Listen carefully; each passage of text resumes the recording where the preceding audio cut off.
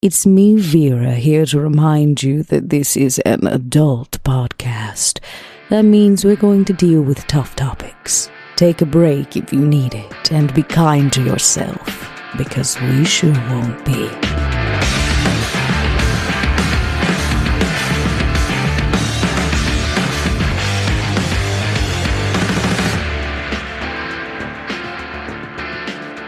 Hello, everybody, and welcome back to Cracked Crown Season 2, a Vampire the Masquerade podcast, 5th edition podcast.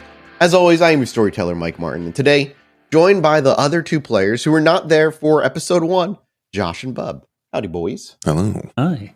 We're the others. Yeah, you're the others. I'm other the others. goon 2. Can I be 2? You're mook. You're a goon or are you a mook?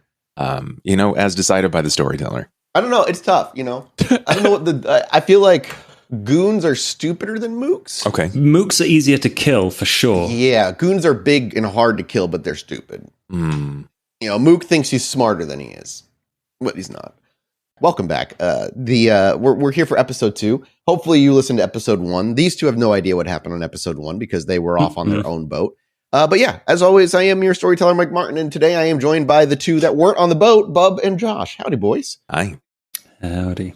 And it's been months for you since you've played Crack Crown. If you do you even remember, like, where we left off from Gary? We hopped on a couple party boats, Pooped ourselves. I gaslit a werewolf. Yeah. gaslit a werewolf. Yeah. That's right. Very intense. That's dangerous. And yeah, some of us know what happens to Gary. Let's say like a week from this point in time, right? In game, we kind of know the aftermath, so to speak, from the Scott Free episode that we did. So if you're curious, you can always go watch Scott Free. It's a 4-episode miniseries.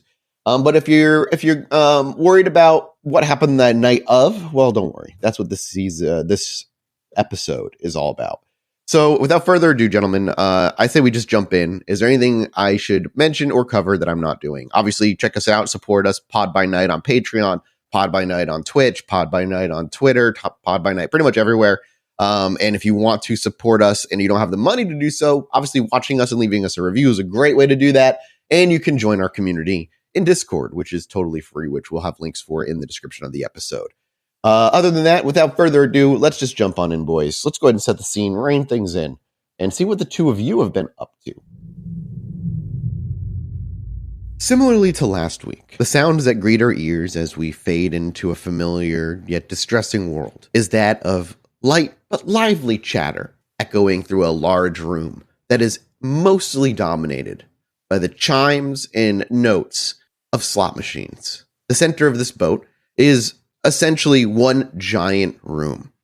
On it has rows and rows of different slot machines, all tuned to play those perfect notes to get the brain having that flush of dopamine to pull that lever one more time, regardless of wins and losses. And scattered amongst the slot machines on this first floor of this party boat are a couple of tables where card games are happening, in particular, mostly just poker. But there's a second level as well, a balcony that runs the entire inside of this large room, where a few people are leaning over, drinking and laughing, a few tables for people to relax, and a couple of VIP rooms that guests can rent out if they want to go sing some karaoke or drink to their own or just get away from the crowd. And the two of you linger on the second floor. Like I said, a little bit bigger. On the outside, as I imagine Sean and Duke would have done, an entire scouting walkabout as the boat left port, and you made sure everything was safe, having a mix of civilians and anarchs, particularly that of Evelyn Stevens, who doesn't really linger around you and more mingles with those people she knows or those she may not, but just tries to kind of move around the civilian crowd with very little resistance. She is on the first floor. You can see her from where you are, looking down, and you can see her talking to a couple of no names that you're not familiar with. The second floor also leads to an outside balcony that overlooks the water. It's tiny. It's maybe 10 feet wide at most, where you can just kind of hang out outside. But on the first floor, on the outside of the boat, but you can see it, there's about a 5-foot wide balcony that's for maintenance that runs basically the entire outside half of the boat, front half of the boat. It's a place down in the end, in storage and the engine room and all that shit that maintenance crew just walk around. You've seen one maintenance person walking on the outside of that balcony, moving from one door all the way to the other side of the boat into another. However, the sounds of lively chatter, of slot machines, laughter, drinking, and the occasional outburst from a drunken individual are familiar sounds to you all, but much more condensed, all sat on this one boat. This boat can hold up to about 350 people. There are about 100 people on it all told. As when you left, it was not summertime. It was not prime season. And it was in the middle of the week as well, I think. You guys went out on like a Thursday or a Wednesday. The point was to mostly have anarchs and the mayor as on the other boat and a few other names. There's the one question I guess I would have is, since you have Mia with you as well, would you keep Mia nearby, or would you have her alone, or not alone, but like safely stored somewhere? So to give you an idea, in the other boat on last episode, Max took Adelaide down and he kept her downstairs in the engine room essentially, and like left her in there. I'm curious what your plans with Mia would be. Mia is still unconscious from the feats of blood sorcery, so probably it's best to find a safe, like the VIP. I was saying your two options are VIP, which require basically just making sure you're near, nobody busts in or anything like that, especially if she's unconscious. Or you could bring her down under the boat on like the subfloor where there's storage and the boiler room and all that shit. That would require a little bit more effort, mostly to sneak her in and then keep a door locked. But beyond that, yeah, those are your two. This is basically your two options here on the boat. I think just the VIP room would be easy enough. Yeah, you keep one in nearby. So would Duke and Sean linger somewhat within the eyesight of the VIP room on the second floor then? I think it's probably pretty reasonable, yeah. Like I said, as we're kind of being brought into this world and hear these sounds and we see these sights, and our vision kind of comes down from a more of an aerial view down to eye level. I imagine the one who might be enjoying this on any level would be Sean in some degree. Is Sean partaking in any way? Is he got a slot machine? Is he sitting at a poker table? Does he have a drink and he's blush of lifing? Is he doing anything, or is he just sticking nearby and mostly worried about maintaining safety in business? He's probably sat at a blackjack table within eyesight of the door. Is he actively playing, or is he like playing, but he's not really worried so much? It's all low stakes, nothing super high stakes here. Yeah, no, he's... I don't imagine he'd be any good at blackjack, so he probably tries to play at the beginning, but then just sticks there because he can, and it's convenient. Definitely let's use Streetwise. What do we got? He gets 3 successes. 3 successes? I mean, you're playing low stakes. You're playing people from Gary, Indiana, who are inebriated at this point. You win. You pull in. It was you doubled your money. You made $10. King and an ace came in very handy there. So you pull the $10 that you make in poker chips or whatever it is they use. You cash it in, and as you look around, you can see Duke. Now, Duke, I imagine, is not on the first floor among the crowd, but on the second floor of the balcony, where the people are a little thinned out and overlooking everything, unless, of course, Bub, you have a different idea, and I am misinterpreting what I think you'd be doing. No, I think that's fair. Duke is probably not like a roving satellite, but more like a lighthouse, scanning and watching as much as he can. And because of who you are and the some of the aspects of your character, you're given a pretty decent berth. Most people don't approach you. You're really, really, really big. And honestly, for the most, I imagine a lot of people would immediately pass you off as maybe private security or some sort of security for the boat itself. You keep yourself near the VIP room, I imagine, and to your chagrin, nobody bothers to even try knocking on the VIP door. There are unused VIP rooms that are still wide open for people to rent. You're pretty safe in assuming that nobody's going to be barging in. But eventually, after the hustle and bustle, maybe catching you off guard or maybe not catching you off guard remotely, Duke, Sean approaches.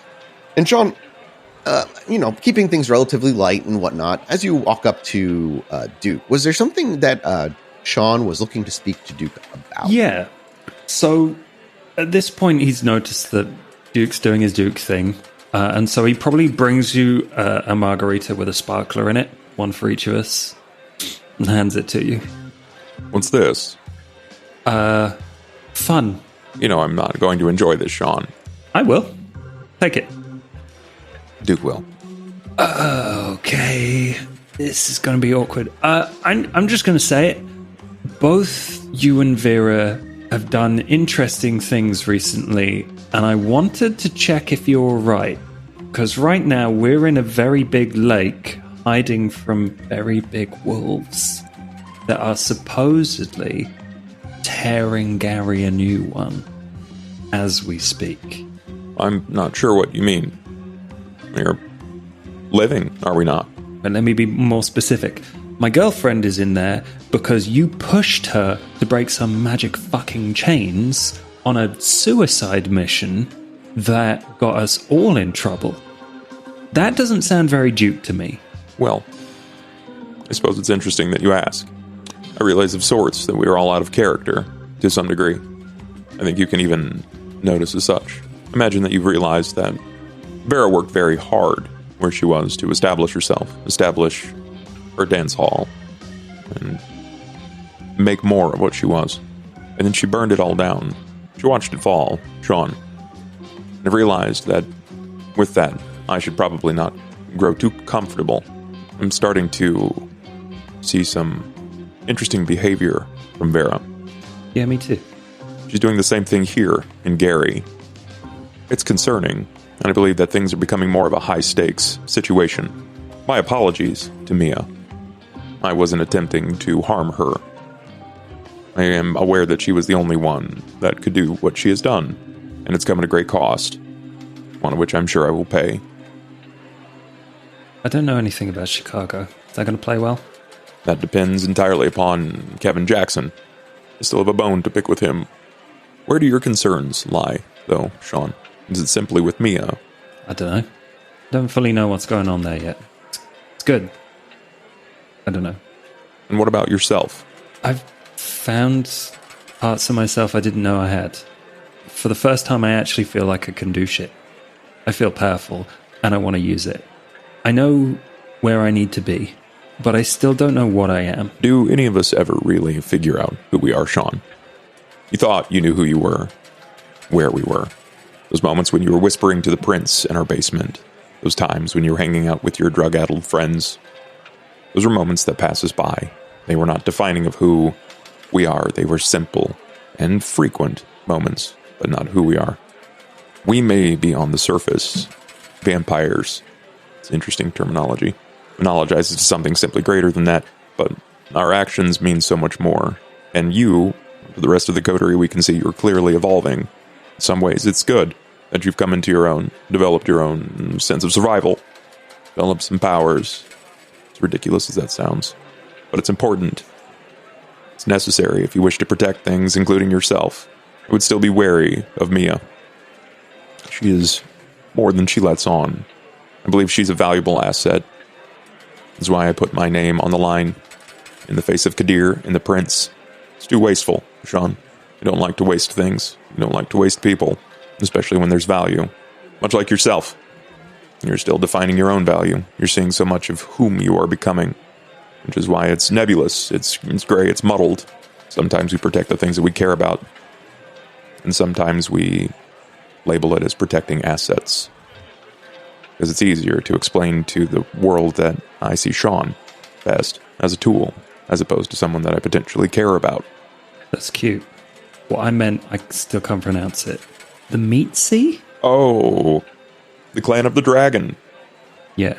Yes, arguments throughout the clan from my understanding, based on what I've read. Nobody knows how to pronounce it, actually. I like dragon. I like a big, winged, red, fire-breathing motherfucker. That's what I want to be. I still haven't met another one. Do we know one?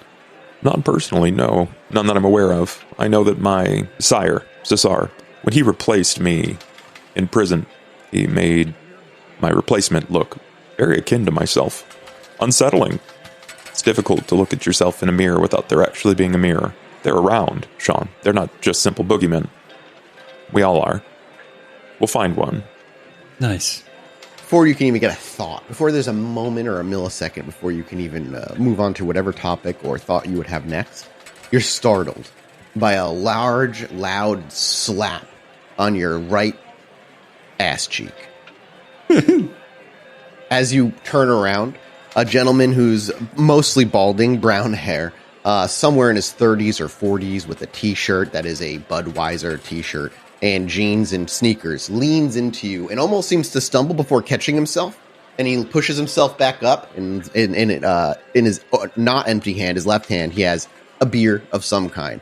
And he leans in, he's like, Chuck, I've been looking for you for like 30 minutes. Where the hell you been? And also, I bet your wife is having a good time on the other boat, so you should be coming down and having a good time with me on this boat. And she's not your wife yet, but she's gonna be your wife in probably like a week, right? I can't really remember. But the boys are downstairs, and we should drink. And before you go to say anything, he just shoves his finger in like the most squishy way into your lips, partially jamming the finger into your mouth. Not a word. We got games. And he just grabs your like shoulder hard, and he looks over at Duke, not even realizing he's looking there. Duke was there rather, and as he looks, there's a moment of startle, like pure startled, and he looks away and he goes, he just kind of like pats and shoves Sean to like walk him downstairs. Don't have too much fun, Sean. We have so much to talk about and do. I don't know if No. It's not every day somebody gets married to his wife a third time. Let's just make this one a night to remember. Yeah. All right. Help me. Excuse me, sir. As he's about to like sloppily push and almost stumble behind Sean, he stops and looks over his shoulder. Your friend Chuck is paying an outstanding debt, and I need his attention for the time being. You said what floor are you on? What room? It seems like he's trying to comprehend what you're saying. And then after you ask what room, there's a few moments of awkward silence before he turns to Sean. I don't have the key. I lost the key. Oh, no. Oh, what was he talking about? How hungry am I? Hey, good question. I'm a hunger one. I'm not going to... I was considering using this as an opportunity. There's nothing else going on, I think.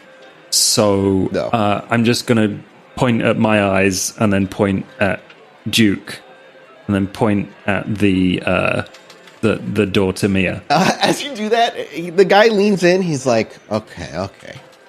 Listen, Chucky, the problem is that your wife has control of you through your anal plug vibrator, right? That's how I get the messages, yeah. Why don't we just take it out? Don't worry about what she's doing. And your big man can come. Oh, yep. You want to come with me, Duke? Really rather not. Your wife was experimental. Maybe you're experimental.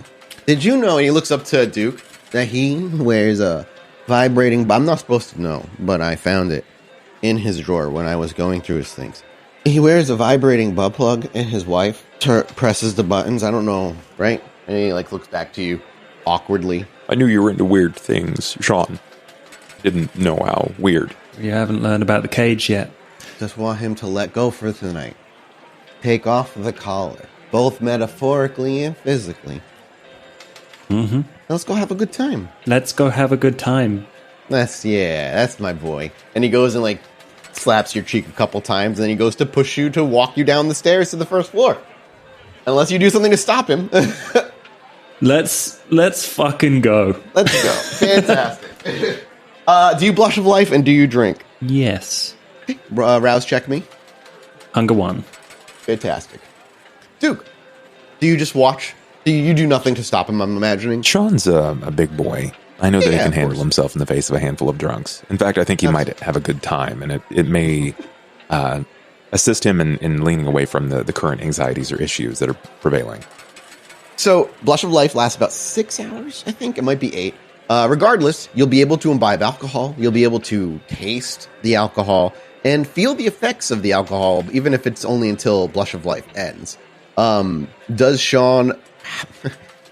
Sean knows he's not like he's not been on drugs or drunk before, and his tolerance is probably pretty fucking good. Is Sean actually looking to indulge to a point of inebriation, or is he simply going along and kind of just enjoying being mistaken for somebody for as long as it takes?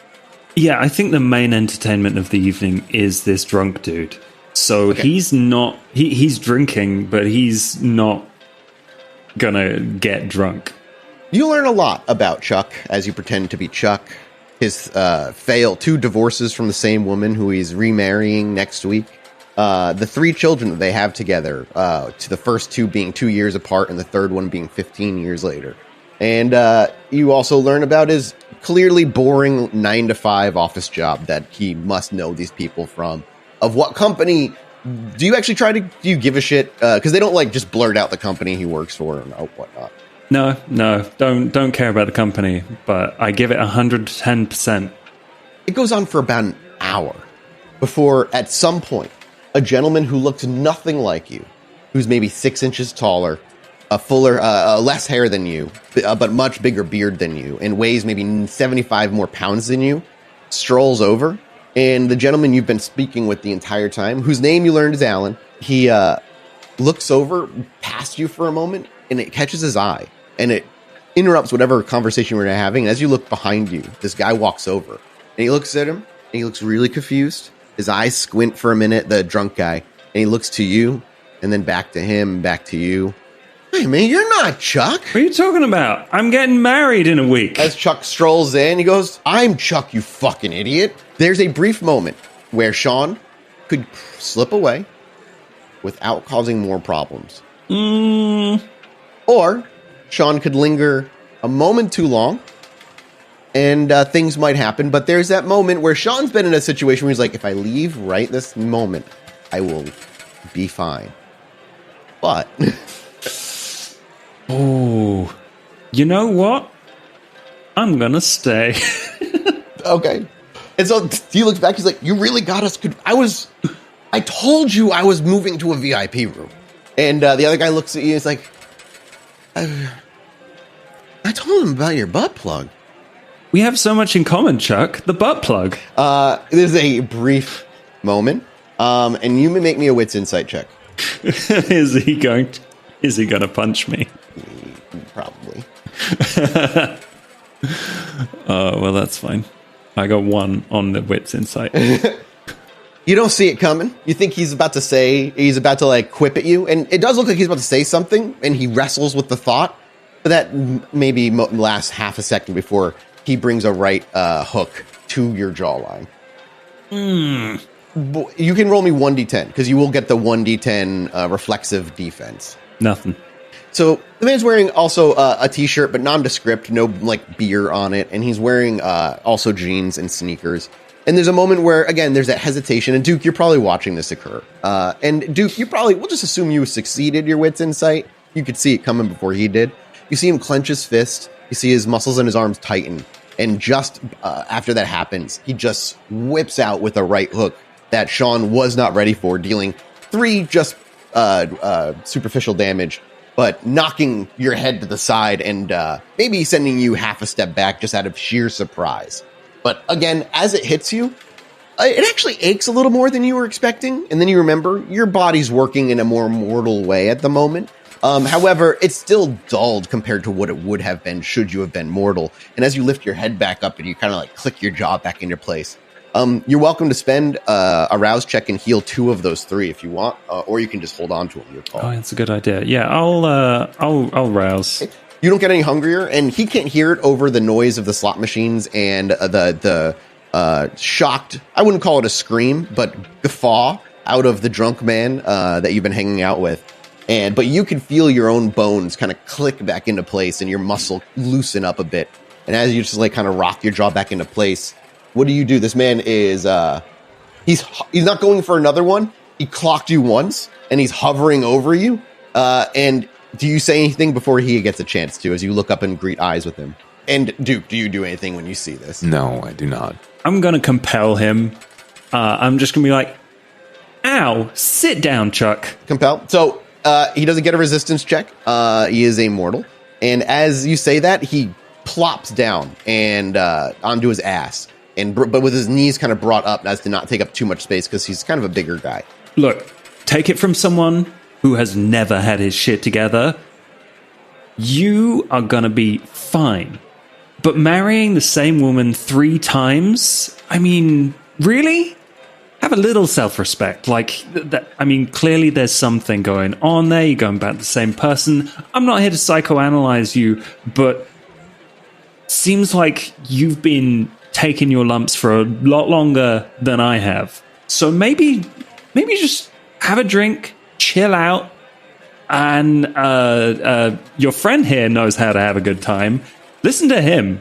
Like, he's very supportive. He loves me, and I'm not even you. He thought you stick with this guy. He's a very good friend. Sean, can I get a manipulation persuasion check from you? And while you're watching this, Duke, I need you to make me a wits insight check. That is 5 successes. Beautiful roll. Jesus Christ. 3 successes. Sean, as you're saying this, initially it's met with just a face that just screams, "The fuck are you doing?" Indignant. But as your words spill, and he's loosened up with a little alcohol. He's not nearly as drunk as Alan is, but he's loosened up a little bit, and he takes a moment to listen as he's sitting on the floor. As other people look to him for a second, and then went back to gambling. Nobody gives a shit that some man is sitting in the middle of the floor. But he begins to, his facial features go from anger and stoicism to stoic, but less angry. And as you reach the last words of what you say to him, there's a genuine look of confusion isn't necessarily the right one, but bewilderment. Bewilderment's a good one, where he's very surprised and I guess confused in a different way. But he wordlessly brings up a beer to his mouth and takes a sip after you gave this long speech. And then he looks away from you finally and looks at the floor and then to his knees and he just goes, huh. And then he starts drinking his beer and he starts just thinking on himself. Sean, you have do you choose to leave at this moment? Alan walks over to the real Chuck and places a hand on his back.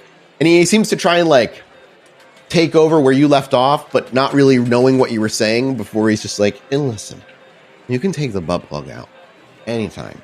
And he just starts trying to speak to him. Does Sean look to leave? Yeah, Sean stands up and he's like, I'll be playing blackjack over there if you want to hang out, but keep the butt plug. That's obviously a lot of fun. It's the wedding I'm worried about. All right, peace. Duke, as you're watching this, you're still paying attention to your surroundings, keeping an eye on the VIP door, making sure things are going smoothly.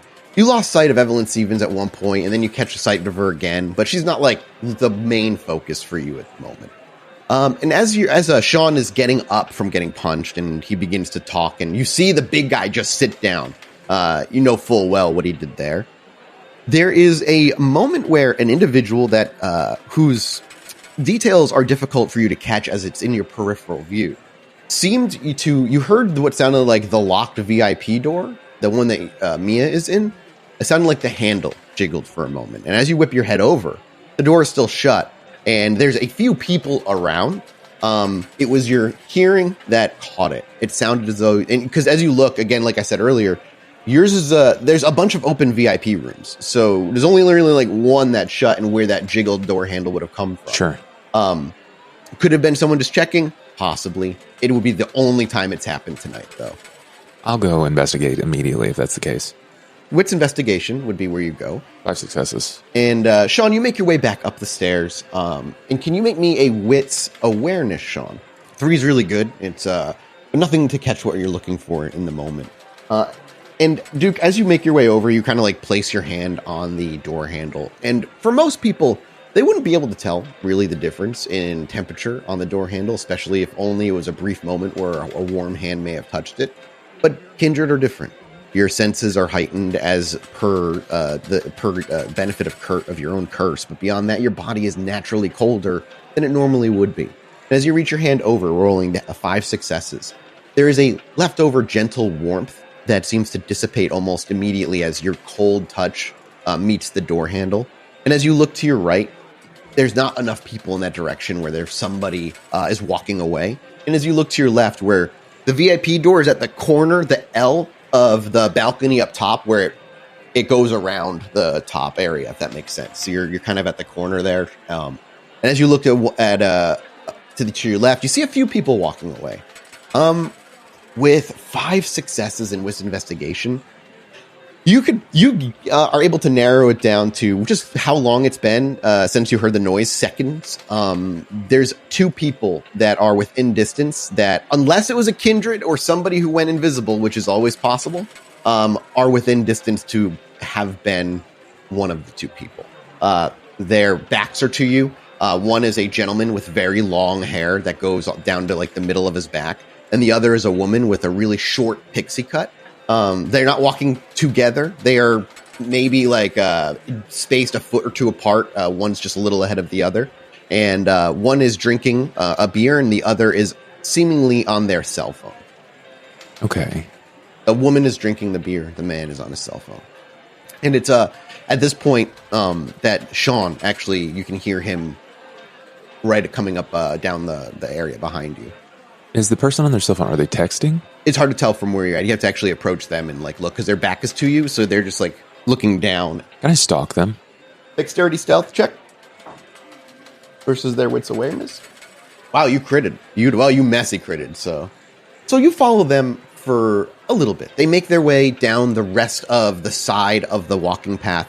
Sean, you see as you walk up to Duke, where Duke was, he's already on his way. He's walking, and he's walking with purpose, without looking to you or making a signal. You know this means Duke saw something that at least made him suspicious or caught his eye. Does Sean follow, or does he hang by the VIP door? Is he going out of view? Yeah, as he continues to walk, he's getting further away. It's easy to kind of see Duke from this point, but there will be a point where you will lose sight of him if you wait. Okay. I'm going to quickly check Mia and then follow. Okay. You reach over to the door, and you have the key for it, the little card, so you slide it in and out to unlock it. And as you creak the door open and look, there, with a sigh of relief perhaps, she's still laying long ways on a booth at the very back end. Okay. Yeah, I lock it again, and then I am not stealthy, so I'm going to keep even further, but just keeping an eye on Duke. Okay. I need you to make me a wits awareness, because as you turn away to check and then you look back, Duke is actively trying to hide himself at this point and be a little invisible. Okay. You know the direction they went. You've lost sight of him, however, but you can also make me a dex stealth check as you make your way in that direction. Duke, he makes his way to the end of the hall, down the stairs to the first floor where all the slot machines are, and then makes his way to the double doors that lead to the balcony, or like a little balcony on the outside. As he steps out there, as he's about to step out, you kind of close the distance, and you realize that the balcony that he's about to step onto is pretty small. It's just a small balcony at the very front of the boat on the first floor that kind of just overlooks the water. He steps out onto it and slides the phone into his pocket. And just as he does, you step out as the door shuts behind you, because he reaches for a metal bar and is about to hop from the balcony where the 2 of you are going to be down to the maintenance balcony that's about 10 feet lower that runs the outside of the boat. You are with a messy critical. As he's about to jump, the door shuts behind you, and it's at this point that he hears it and whips around and realizes he's being followed. But you've already caught up to him completely, and he's within melee grasp, and his phone is in his pocket, left pocket, which you would know. You get a choice. You get an action before he gets to do anything. Okay. And as he turns around, you get a look at his face. It's a very long face, a little gaunt in the eyes, sunken cheeks, but he's mortal. You've watched him breathe as you followed him. He's able to use a touchscreen without a problem. His long hair is not messy, but not kept super well. But he's got a clean-shaven face and deep brown eyes. Okay. Would my bloodhound reveal anything about this person? You do notice something. The issue is it isn't like lupine that you had encountered before. The blood itself doesn't seem to pull the potence and fury that and the pure rage that the blood that you'd encountered in Gary before. But there does seem to be a lingering sense of it. Something not necessarily in his blood, but almost on his skin. A lingering sense of that predator that seems to be around, that you've been around prior. Sure. He's whirled around to catch my attention, or at least I've caught his attention. I'm going to mesmerize and hit him with mesmerize immediately. Okay. Make me a rouse check. Yeah. Sean, it's at this point you would have lost him. You've been looking, but because of his messy success, you would have heard the door shut, and as you look down to the set at the first floor, you'd maybe catch a glimpse of Duke stepping out into the balcony out front. Hunger 3, but what do you do with mesmerize? I'm going to rationalize this thought to him that he should take a moment to speak with me, friend, before you leap that balcony. He pauses and doesn't seem to move. You can feel your blood thicken and run through you, and your words as they fall are more of a poison than speech. And it seems to seep into his ears and cling. You have his attention. I noticed that you or your friend wanted to touch that door back there.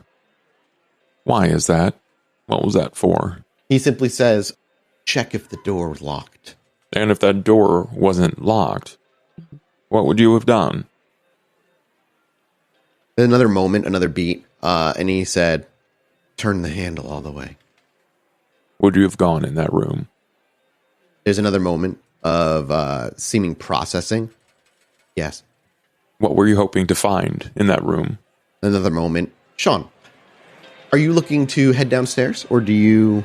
when you saw Duke, what was Sean's reaction? Obviously, a little bit of worry as Duke's on the prowl. So he's gonna try and find... So head downstairs. A way down to Duke, yeah. There's plenty of ways down the stairs, and you make your way to the nearest one. Just as you're about to put your first foot down on that very first stair, wits awareness. Oh, God. 2. You see it just before it touches you, and you're able to react in a way where you don't allow their hand to touch you. But on your right, just as you're about to take that first step, you see somebody reaching out for you, just in your peripheral. And you pull your shoulder back and kind of step back, and there's a young woman, maybe in her 20s, with a pixie cut hair and also deep brown eyes, but just seems to reach out for you and misses, obviously. And she's like, whoa, hey. You look familiar. That's all. So you grab people you're familiar with? What's going on? I just wanted to get your attention. Now give me a wit's insight as she makes a roll. She's looking to step a little closer. Oh, baby. Okay. I critted. I love it. I got 1. So she reaches forward, and she takes a few steps forward, rather. And just before we see what happens there, back to Duke. And what were you hoping to find in that room? Confirmation. Of? A person. Who were you looking for? In the moment here, a little longer than the previous ones. Young girl. Well, the boat's filled with plenty of young girls, sir. Is there a particular girl that you're looking for? What did she look like? Is a moment. A vampire. Oh. And who are you? There's a moment. He hesitates for like a beat again. Quentin. That's a lovely name, Quentin. My name's Duke. It's a pleasure to meet you. He says nothing. His eyes still locked onto yours. Quentin, do you know who I am? Do you know what I am? No. Are you alone, Quentin? No. You have a friend, a pretty girl with pixie hair. No. Tell me about your friend, Quentin. Young girl. Not human. She a vampire as well? No. What is she, Quentin? A warrior. Quentin, do you think she'd be upset if you were to die? I don't know. Do you think others would be upset if she died? Yes. The camera cuts.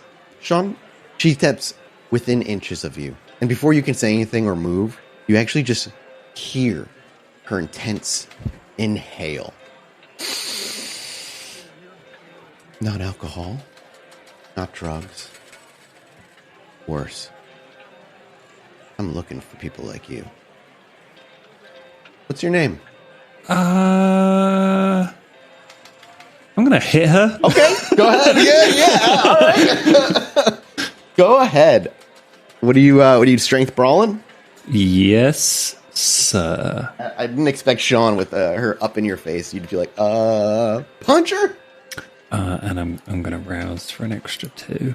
Holy fuck. Yeah.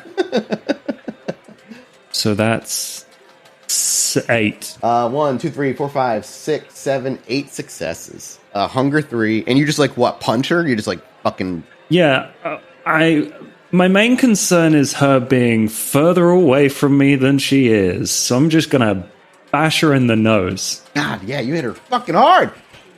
So you lightning, like without even her making a realization, and perhaps it's because you've moved your body around a bit. Muscle has grown and leaned. Parts of you have become stronger, or you've become lighter. And maybe this is one of those moments where we watch your arm just adapt in motion as you fly a punch forward, as from like almost like just a boxing jab, and it collides directly with the bridge of her nose, and you can feel the entire bone structure collapse in on itself as you do so.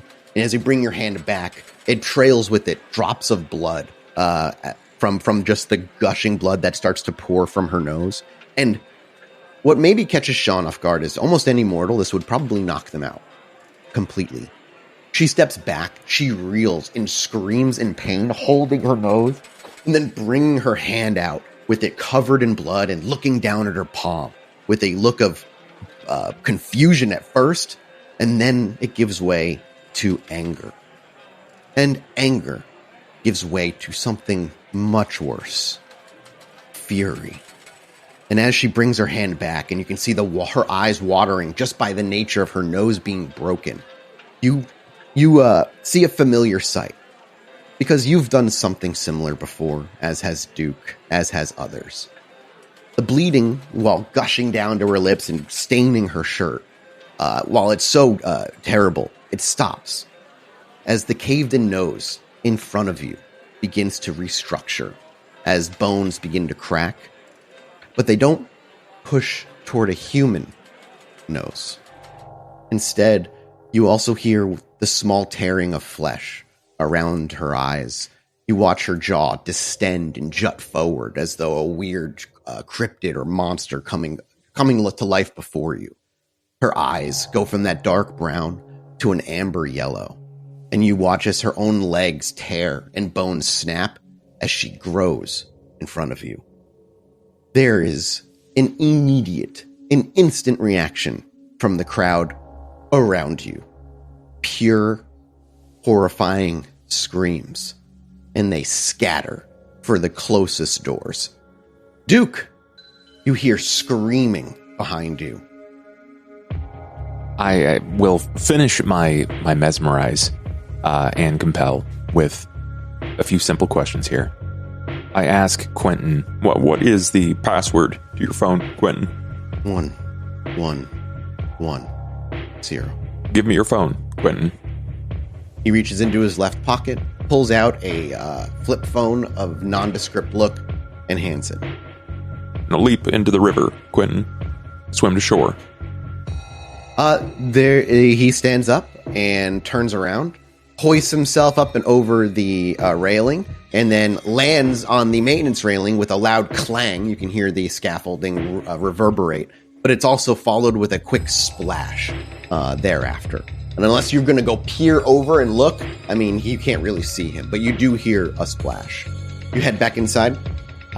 Yes. It's very, I don't want to say stealthily, but careful, because he has no idea what to expect on the other side of the store. As you reach for the door itself flings open, and civilians of just people you don't know begin leaping over the edge and jumping into the lake and swimming for shore, which is not all that far away. They're not in any real danger of any kind. However, you do know that potentially, at least their brains are not going to be okay necessarily after seeing what they saw. Because as you look past them and they pour by you, and you're finally able to get a clear look inside the now semi-empty room, you see up on the second floor, Sean backing up as this creature begins to take shape to a familiar form, that of a lupine. A werewolf. We're in combat. What do you do? I am going to use vicissitude to increase. Do I want to punch a werewolf again? No, Sean is going to use vicissitude to Beautiful. Reduce his strength and increase his dexterity. Oh, I can change a number of points or physical attributes up to the protean level I have. So I could change 3 things. I'm going to grow my fists and extend the bone past the knuckle to make myself a weapon. But aside from that, yes, I believe 1 full turn. Each use of the power takes 1 full turn to perform. I don't know if I can start backing up even more. I mean, you can, but there's not a ton of space. Not even that it can't close. Yeah. Duke, what are you going to be doing? Because melee is going to happen first, so it's going to go before you, unless I don't think you can get into melee range, but I'm curious what your plan is. Well, I definitely imagine that other kindred are going to be involved in this in some capacity. Evelyn Stevens for sure. She clearly has a target. It's Sean. Well, yeah. I mean, as you look up and you see it, it's still mid-transformation by the time, when you walk in. You can see blood, caked into its already now grown fur, dribbling from its snout still. This is a sink or swim moment for Sean, and, well, obviously for Duke as well, but I think it's a bit more pressing. He's going to start making his way back up to the area of the VIP room, skirting along the outside, just in case something were to happen. The first round, you will not hear anything from Evelyn Stevens. There's just too much screaming before you can, and you can't even really see her at this point. The werewolf itself takes 2 large steps forward, its gait much bigger than Sean's, and is able to bring itself face to face with you, Sean, as it just reaches down to just completely rake you with its claws. Make me your defensive roll. All right, I've got 1, 2, 3, 4, 5, 6, 7, 8. Wow, that's insane. We've both got 8 successes, right? That means I'm fine. Your critical saved you literally from any damage. God damn it. I was like, do I have any bonuses? Because I have to hit you. If I do damage, I will automatically do 3 more. Yeah. But 1, 2, 3. God damn it. 1, 2, 3, 4, 5, 6, 7, 8. Fucker. So, Sean, as you pull back and we see the bones distend, you can feel your skin stretch. This thing takes 2 heavy steps with the actual balcony beneath it, rumbling with each one, and it swipes widely at you. You're able to quickly dip under it, and you watch it just rake out a huge piece of the wall that was behind you, sending wood, wallpaper, and plaster scattering across the ground underneath its own feet. Next round. What do you do? Oh, man. I need to get out of here. Because I'm alone versus a werewolf. Yes. So I'm going to run. So you're booking it to Mia's room? Booking it to Mia's room. As you get to Mia's room, there's Duke standing right next to the door. You can see him running up to the door as you get there. Speaking as a free action, I don't really count it as anything. If you want to say anything while you come up to each other, you can. But you pull the key card out of your pocket and you slam it into the door, Sean, as you unlock the door as the 2 of you come together. Duke, what's your plan? Door's unlocked. Clearly Sean was on his way back too, and you can see 20 feet behind him, it's starting to lumber at you very quickly. Oh, that's horrifying. Do you have any silver? Any of you? I had, but I gave it to the Tremere. I had Max's silver dagger. They used it, though. They used it. Okay. 100%. I forgot you gave that to them. I just knew they had it because they used it. Yeah. Silver dagger, silver knuckles, and fire buckshot all was used. And Vera pulled a huge, fucking Toreador, gaslit everybody into believing that they were attacked by a sexual predator and they murdered in self-defense. I don't have a lot of options. If it's lumbering at us and it's caught our attention, it's definitely got fucking Sean's. It is raging at Sean specifically. He broke her nose. He literally brought her from superficial into aggravated with a punch. I will grab the key card and I will tell him, you need to run. Fly, little bird. So we see Sean slide the key into the door, and Duke's hand reaches forward and just grabs the key card. He says to run like he just did now. And as he pulls the key card out and the door unlocks, Sean, What is your plan then? You're not going to be able to get you. If he's saying run, is he like? Are you going to take as advice? You can tell his intentions are on Mia. Yeah. So I open the door for him and then go in a completely different direction. Whichever way is quickest to the edge of the boat. That would be over the ledge to the first floor to the front double balcony door that Duke came from. That one when he went outside. It's at the very front. That would be your quickest out to That's outside. It. Okay. Give me a Dex Athletics roll, sir. You're leaping over the edge, but also serving as a defensive roll, of course. Rather, it wouldn't be defensive roll. I just want you to roll for your landing. It's not going to be able to swipe at you. Wow, you critted again, dude. Jesus Christ. So as Duke, tells you to run and whatnot, you look back and this thing is already closed half the distance in 3 seconds. You look behind you, you kind of take in and do the math, and without hesitation, you run for the ledge, place both handles on the banister, and tip yourself up and over the side, tumbling down to the ground, using your momentum to roll, and you're able to move up onto your legs and keep that momentum for next round as you move to the front door. Its turn comes, and it doesn't even think about Duke whatsoever. As Sean leaps over the edge, its fury is so focused, it stops its approach right then and there, and just kicks the banister down, leaping down behind you as it just collides with the ground, crushing a couple of the slot machines under it as coins spill out in all directions, and the chiming music out of them kind of underneath it as it loses its power. And it stomps towards you. We're both doing a Dex Athletics check to see if you get away or I catch up, essentially, before you leap. We only need to do this once because the boat is not very big at all. If you beat me, you'll get to the ledge before it. If you don't, it gets to you before you get to the ledge. If I win, I have something cool I would like to try. Absolutely. I'd love to hear it. Let's see what happens first. All right, I'm going to rouse check. Oh, that's really fucking bad. Well, its athletics is 1 less than brawl, though. So I am rolling 10d10 instead of 11d10. Oh, good. Can I have different dice? It's okay. I can roll like ass. You never know. Luckily, it wasn't damage. I just catch up to you first. You do not get to get away before it gets to swipe at you. Before it gets to swipe at you, you actually hear a gunshot ring out. Duke, you don't. I'm assuming you're just stepping in, grabbing Mia, and leaving. Is that the plan? You hear the gunshot ring out, and you hear a familiar voice, Evelyn Stevens, and you just hear her go, "Come on, you hairy bastard! Turn the fuck around!" If she's going to make an intimidation roll to see if she can get its attention off of Sean here. Fuck. The gunshot rings out, and you actually can see a bit of fur kind of like kick forward, Sean, to it, but it doesn't even break its attention. It is focused on you.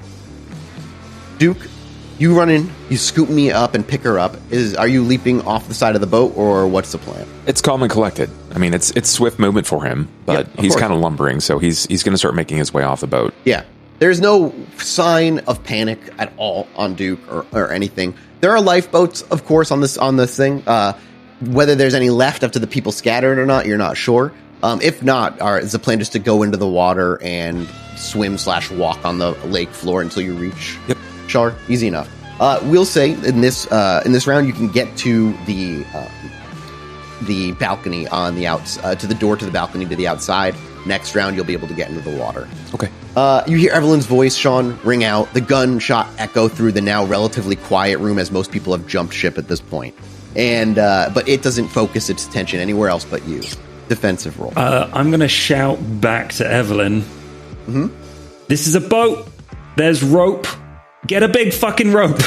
You just hear her say, "You got it!" And footsteps take off. I'm gonna spend my time basically dancing around this werewolf. Okay, I crit. Let's see what you do. Okay, cool. That's good. Oh wow. 4, 5, 6, 7, and I got 1, 2, 3, 4, 5, 6, 7. You literally fucking hit 7. God damn! Wow! Holy fuck! So as it bears down on you, and there's a heaving breath, the bullet, again, doesn't even make it hesitate, and it lurches down, not with its hands, but with its mouth, as it looks to just bite your face directly, and you're able to, I imagine, dip under it and move just out of the way as it chomps on a chair just behind you, and you like have to stand up and it scatters wood splinters everywhere. This is Sean playing fast and dirty at his worst. He's like pulling on fur and sliding between its feet. His idea is to just wrap the rope around its leg and jump in the water. Okay, so on your turn then, I need a Dex Athletics check. If you're going to be doing if you're trying to wrap it, like you're gonna on his turn, you're gonna have the rope land next to you from Evelyn as she go. You know, this rope, fucking, it's a boat. You'll find rope somewhere, and as she hurls the rope, it'll land at your feet. That'll be her turn, which would move to you where you have the rope, and you want to just try and like doing all your dirty tricks, wrap it around its legs, and then hopefully be able to bring it into the water. Yeah. Go ahead and make me your Dex Athletics check to get this thing around its legs without getting decently where it's like a knot. Yeah. But it's going to get an attack, but it'll be going against that. And in this round, Duke, you were able to make it to the balcony, and you can hear the chaos. You hear Evelyn's voice muffled and echoing, and Sean is clearly still alive as he's barking back at her. And I imagine there's zero hesitation with Duke as he gets to the edge of the boat. He just kind of looks around and then just steps into the water itself. Yeah. The camera just kind of watches you kind of plunk into the water. Are you looking to try and swim, or are you just going to sink to the bottom and walk patiently? Just going to wait it out and walk. That's what I figure. So we don't see you. We see your bright white shirt slowly dissipate into the murky water itself just above it. Kind of a creepy image, the top of your head and just your white shoulders from your shirt being swallowed by the lake. Then we go back to Sean. Sean, messy critical. Yes, and I willpower rerolled to get one extra success. Okay. So I'm on 7. 1, 2, 3, 4, 5, 6, 7 then total. But yeah, as I'm like sliding through, I'm heaving this massive rope into a massive knot and like yanking on it to like pull it off balance. I'm gonna yell to Evelyn, tie something really fucking heavy to the other side, and I jump over the edge. So, we see you, like you said, it kind of doing this. As you're doing this, it's like it's stomping and trying to crush you. Another moment, it's trying to bite you and take a chunk out of your chest. The question is, do any of these land? No, I rolled like ass. 1, 2. I only had 3 successes. So you, with ease, this thing is lumbering giant. It lacks the dexterity that not only does Sean have naturally because of who he was and how he came up as a kindred, but now even more so due to the unnatural changes within his body. And you slip through, you're able to tie his legs around, or her legs around with this rope before running out the front, and your plan is to jump into the water. Swan dive, baby. And you want her to have, on the other end of the rope, have tied something to it heavily. Tie something really heavy. Like, Sean doesn't have time to explain his full... Cement shoes it, basically? Yes, cement shoes this werewolf. Okay. He's going to go in the water where he doesn't know if werewolves have to breathe. Yeah. So he doesn't know. You leap into the water, and the rope starts coming along with it. And there's a moment where there's a tug, and you're not sure if it actually was able to resist or not. But then you hear a heavy dragging, nails on wood, and first you see a large 2 slot machines, like double knotted together. She has celerity. She uses celerity. She can move really quick. And it clunks into the water, and at that moment, you hear a heavier tug. Now, can I get a wits awareness from you, please? Yep. You're in the water. You still have Blush of Life, technically. You can swim if you would like to swim. I got 1 success on the wits awareness. I'm just gonna go. I'm not paying proper attention, clearly. As you're swimming away, you don't hear it. You hear the dragging of claws initially, and then you hear a snarling and almost a bark howl that's kind of just monstrous in nature. But that's cut short as you hear a kerplunk of the water and its own noises muffled by the water itself. But then you don't hear anything else other than this, but then you hear, following it, a smaller splash. Could be the rope, could be a civilian, could be anyone. Okay. Yeah, I'm going to get to shore. Or do I just dive for a few hours? Up to you. I know there are definitely... well, unless my plan worked, there are werewolves on the sea, on the lake floor. Interesting. He's gonna go for a little bit more, and then look around. You know what? Before he makes a decision whether he's going to dive or not, he's going to stop moving and then look around because he thinks he's safe distance. You stop moving, and as you put a safe distance, the sounds of the boat are silent at this point. And as you look around, you see a few other civilians still swimming over out to shore. There's a few of the lifeboats and lifesavers. They're mostly making their way back toward Gary. It's way closer. You are making your way more towards Chicago. But you don't see anything. The water itself, it's night. It's really dark. You can't see like deep into the water at all. I don't think I'm being chased. You don't see, like, you're looking down. You like even maybe go underwater and you look at like nothing around you in the immediate vicinity, and you don't see or hear. Like even if you hang underwater for a bit, if you hang, do you hang underwater to like listen? How are you trying to make sure you're not being followed? I guess that's the question. I don't know. It's not a complex process. It's literally just dipping my head underwater and looking around. Yeah, you just dip underwater, you look around a few times, you look around, but if you never really linger for too long, I mean, nothing's coming for you. There's nothing that seems to be around you. Ooh. Everybody seems to be okay. Oddly enough, like I don't know how to like, you literally punched it into aggravated damage. It didn't give a shit about anything else but you. There was no attempt to change its focus. You did 8 damage as a 7 health pool. So, hell yeah. You saved people. That didn't happen on the other boat so easily. I'm at hunger 4. Is it all right if just maybe one of the people on the boat didn't make it? I mean, if you want to take a stain for killing somebody. Nah, that's okay. You still like murdering though, you know? Hours. It takes hours to swim to Chicago's shore from where you were. You weren't even halfway. I'm not going to Chicago. I'm going to the nearest shore. Is it Chicago? Okay, go back. It'll be like near Gary, Indiana. Did Duke head to Chicago? Oh wait, no, I am going to Chicago. Yeah, that's what I'm saying. There's like, there's Gary. There's some woods. You can go to some woods area, and then you can see Chicago shoreline. So you don't have to go to Gary, but like it's definitely one of the closer areas. Okay, yeah. So, what about where's Duke going? Wherever he was closest to, whatever the closest embankment of land was. Okay, so you both would probably make your way to like a forest nearby, just like the edge of the lake somewhere where I'm sure not too far from where you end up is a campsite of some kind. First, Duke would while he left first, Sean would probably arrive first. He's swimming and he just changed his body to be extremely like dexterous and athletic. And you would make your way to the water and you'd be dripping wet. And maybe about 15 minutes later, way down the shoreline, Duke would probably walk up and have like, dripping wet, both himself and Mia. But eventually the two of you would come together and would find each other on the shorelines. You do not see Evelyn, however. I can only hope that the phone on my person now is recoverable information. This would be valuable to either Evelyn or even Vera. You got Evelyn's number? Yes, I do have Evelyn's number.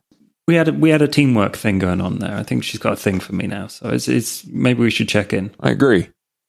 Let's see if we can find a payphone or other. Doesn't take too long. Hell, you could just find a civilian nearby who you can feed on and not kill, and I would just love snag to do their that. cell phone, and then delete their history after. Just make me a resist hunger frenzy check since you were at 4 hunger. Fucking, you are critting like crazy today, dude. It's out of control. It's nuts. Yeah, you feed down to, you can bring yourself down to 1 and the human will still be alive. They'll just need hospitalization for a couple days. As long as you call 911 and get an ambulance to come get them when you're done, you can. And you take their cell phone and pop it open and are able to just start calling Evelyn's number. And you first bring up and it rings and it rings and it rings and nobody answers. And give it a few more minutes and you do it again. And again and again. But not once does Evelyn answer her phone. And as you hold the phone back and the voicemail answers for the 9th time, and we kind of go from an eye-level view to slightly higher, we see you just press the end call button. The two of you look to each other with a little concern. And we fade to black. And next week, we'll be back with episode 3. And the crew coming together somewhere near or along Chicago's shorelines. Thank you so much, everybody. See you next time.